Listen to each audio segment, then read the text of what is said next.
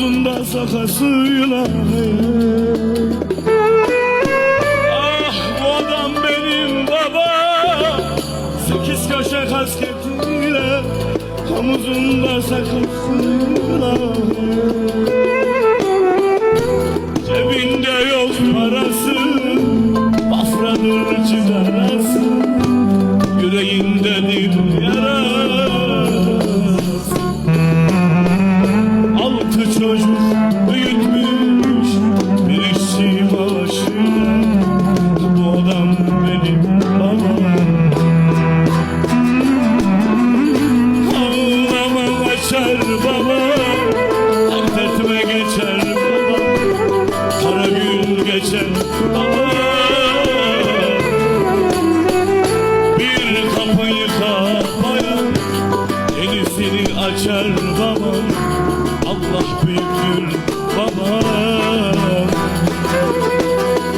Ağlama geçer baba, devretme geçer baba, kara gün geçer baba.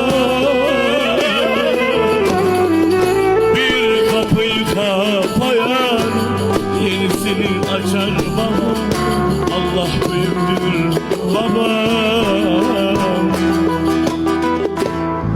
Egosu kibri olandan, sözünün ardında yalan olandan, devamlı dişini açıp sırıtandan, karnı tokken gözü aç olandan. Uzak dur evlat, uzak dur evlat.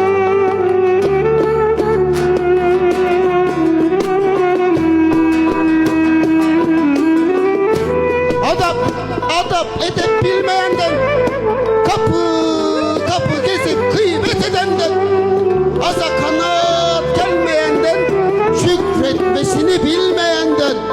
Uzak dur evlat, uzak dur evlat.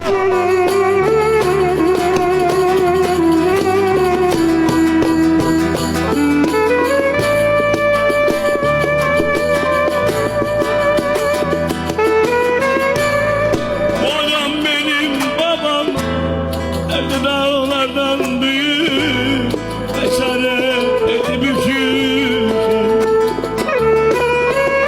Ah bu adam benim babam, derdi dağlardan büyük, lan ne çare beyim bükük. Bir gün olmuş bilmemiş, rahat denir bilmemiş, hiç yüzü gülmemiş. 6 çocuk büyütmüş bir işçi maaşıyla. Bu adam benim babam. Sebepsiz kalp kırandan, yüzsüzlükte sınır tanımayandan, eşi varken karıya kıza bakandan, laf söz dinlemeyen avrattan. Uzak dur evlat, uzak dur evlat.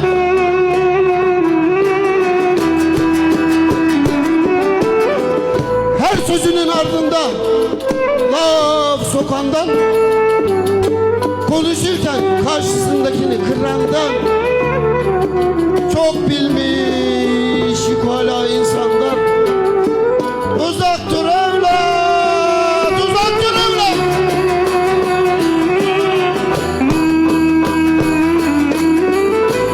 Bu adam benim babam, derdi dağlardan büyük, çare benim bükük.